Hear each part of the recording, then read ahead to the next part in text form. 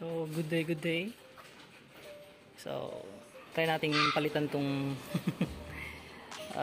speedometer natin. Yan. Kasi puro ng ano yun, no? Ang labo na yun. Paano ba yan? Labo na kasi. So, try nating palitan ng bago. Yan, ito. So, nabili natin online. Mga ano lang siguro to. 300 plus. Yun, o mga 400. So, yan. So, kasi ito ano na. Maano na siya eh. Malabo na. Tsaka, hindi gumagana yung speedometer. Yung gumagana lang yung neutral one. Tsaka yung gearing niya. Tsaka yung sa fuel, ano niya. Yung fuel na to. Hindi na rin gumagana. Hindi ko alam minsan kung may gasolina pa o wala. Kaya minsan, hindi ko alam. Wala na palang gasolina. Ayaw na umandar. Pero, nakalagay dyan, meron pa. So, palitan na lang natin. Yan. So, tingnan natin ito kung maganda to. So, kabit natin.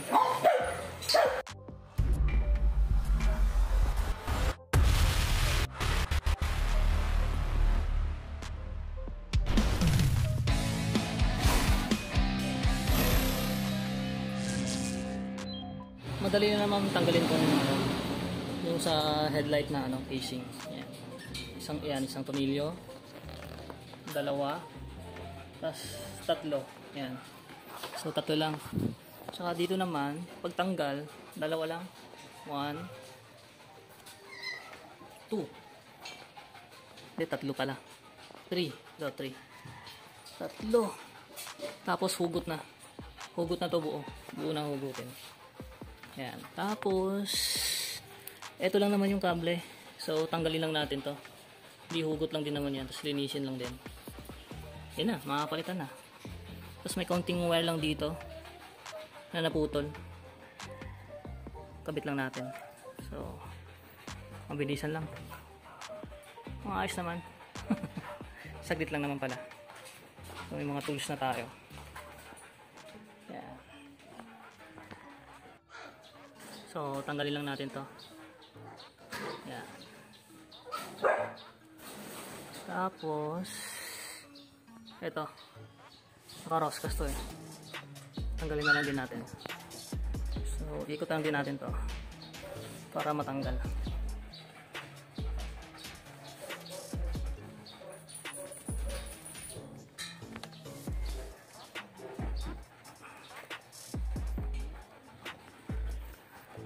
Haba-haba din. Yan. Yan na, tanggal na. So, ito, itong wire na to, isa bago. Ito yung sa signal light eh. So ito yun, nakatap. Ito yung luma. So itatap lang natin sa wire. So kahit hindi yun na baklasin to, yan yung dyan. Kahit hindi yun na baklasin, eh tinap lang naman din dito eh. So itatap na lang din natin. Ayan o. Ito yung luma. Ito yung bago. So itatap lang natin. Itatap lang din natin. So, suggest ko, yung iba kasi, kung gusto nyo gumanda palalo yung ilaw nung speedometer nyo, itong mga bulb na to, papalitan yan. Yung katulad nito, pakita ko. Kasi sa sasakyan, nagpapalitin ako nito. So, pwede yung RGB, RGB, yung may remote control. Yan. Pwede yung hugutin yan. Ayan. Pwede yung hugutin yan. Ganito yan. Yung piliin nyo yung RGB remote control. So meron ako niyang ganyan. Meron akong extra. So tsaka na muna natin siguro yun. Palitan. Diesel pack lang din naman yun. Yan, remote control yan. At least pa iba-iba yung kulay dun sa dashboard nyo. Yan. Sa panel gauge. Iba-iba kulay niyan. Ayan. So ito, hindi ko pa kasi nakita kulay na ito. Tsaka bago pa naman. So kapag di ko nagustuhan, palitan natin ng remote control para pa iba-iba yung kulay niya. So yun lang, yun ang masuggest ko. So bale, nakabit na natin to, dalawa. Kabitan natin. Medyo masikip lang pero push yun lang. Yan, nakabit na natin. So ito na lang yung kakabit natin. Ito, yung sa signal light, nakabit na rin natin. Yan. Tapos hindi na lang lang nakabit yung ito. Yan, dito natin kakabit siya. Roscas lang naman yan. Ang dali lang. Wait muna natin. So, roscas na natin.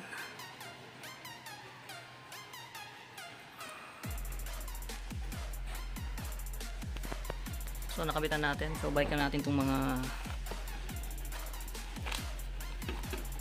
screw na to. So, dito natin kakabit siya. Kasi screw natin. So, huwag yung kalimutan pala to. Parang washer niya. Dito yun eh. So, kabit muna natin doon. Kalimutan. So, huwag lang natin kalimutan ito.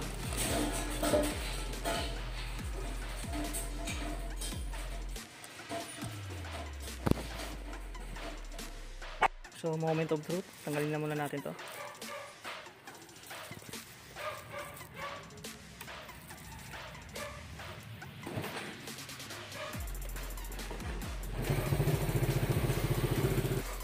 So, napapansin nyo,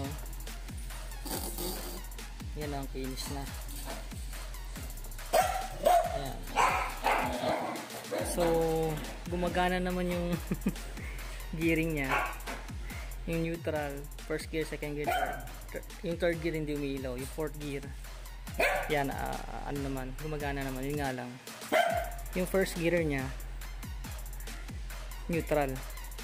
Yung neutral niya, first gear. So, tingnan nyo ha. So, syempre, ano na-expect natin? Mura lang din kasi itong mga almost 300 yata. So, ang importante, bago na tingnan uli, huwag ka lang malito. Kasi kapag nalito ka, yari, magugulat ka.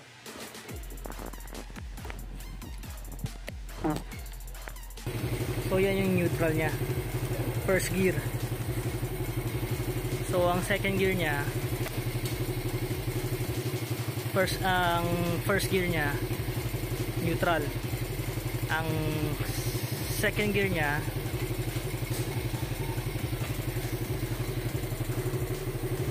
first gear, second gear niya yung third gear, tapos ang third gear niya wala.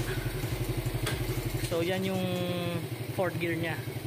Tapos, yun yung neutral niya. So, wag ka lang malito. So, at least, napalitan natin bago. Makinis na siya uli. Maganda tingnan. Nga lang, kung sinong may, ano dyan, may alam na, syempre,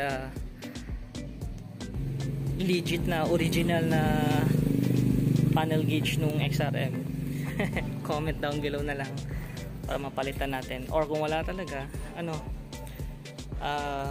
yung luma, yung original,